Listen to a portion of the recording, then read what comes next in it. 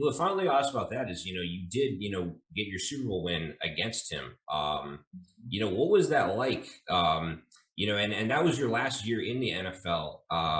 What was it like to, beat a legend and beat a team that was undefeated heading into that matchup? And how perfect was that to kind of ice your career with a Super Bowl? You couldn't get any better than that. I toyed with coming back one more year. Then I thought, you know what? You have just ended a 15-year career in the most perfect way that you could end it. And you have other opportunities outside of the game that may be time to pursue.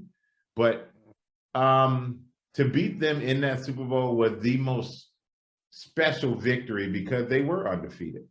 And being that they were undefeated, we were the underdogs, and no one expected anything of us. And we went to that game after losing against them in the regular season, and it was as if we didn't exist. It was a foregone conclusion that the Patriots were going to win the Super Bowl, and they were going to have a parade, and we're going to see these guys on a million commercials, and that's just what it was supposed to be.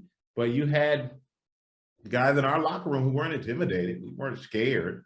We actually loved being the underdog. That's just how we operated. We set an NFL record for winning 11 games on the road.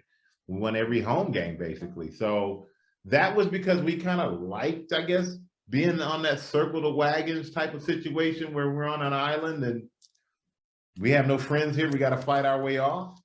And that just kind of worked well for us through the season. But to beat them in that last game, to have the confetti fall, and it was falling on us, and we didn't have to get off the field when it came down, was the greatest feeling in the world. Because against the Ravens, I was on the other side of that with that confetti falling. They were pushing you off so that they could enjoy it. So I'm just happy I didn't have that feeling again, man. But to beat that team, and I felt bad because I had great friends on that team, Junior Seau, Randy Moss. I would have loved for those guys to get a ring. But if it's not them, why not me?